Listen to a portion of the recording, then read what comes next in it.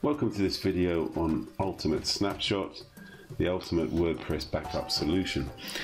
In this video I'm going to show you how to restore or even migrate one site to another. So here we've got just a demo site. This is what it looks like, and if we have a look at the back end of the site here, you see I've taken a snapshot.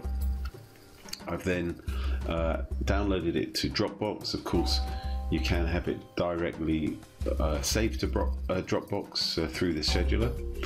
So you'll come to the new WordPress install here and click import.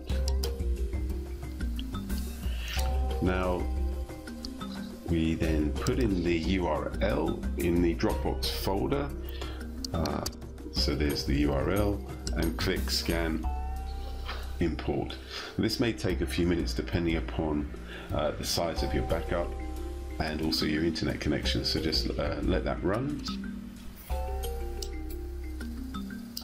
And there it says it's imported successfully.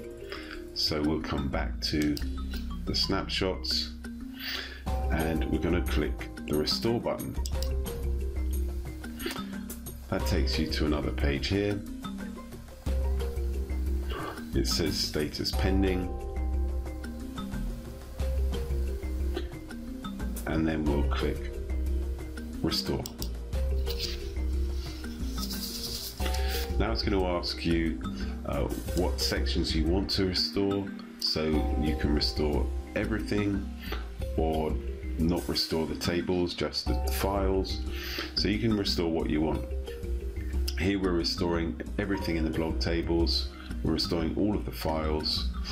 We're going to leave the plugins turned on, and we won't set an active theme because the one that's coming in has its own theme, and click restore snapshot.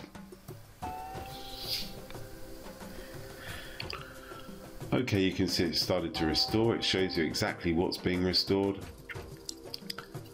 and you'll just let it take its toll. Now this is actually being taking a backup from one server or site on one server and installing it on a site on a different server.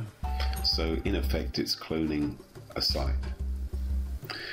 One of the uses that you could do with this is actually taking a template WordPress setup site and cloning that for whenever you create a new site, and that way you've got all the settings and all the plugins exactly as you need them on any fresh new site you do. Now once that's done, it's going to ask you to log back in. Now remember, this is the username and password of the site that you've just cloned, not the current one. So remember to keep a note of the username and password of the site that you're cloning. Okay, so I'll just put this in now. And there we're back in. The site's been restored, and let's have a look at what the site looks like. And there we have the site's been completely cloned. You'll see in the URL there, it's on the test URL as opposed to the previous one that it's taken from, which is there. Completely backed up with all the plugins, the themes, and all of the pages, posts, etc., all of the tables. It's all been cloned for you. Okay, that's the end of this tutorial. I hope that you found that useful, and see you again in another tutorial.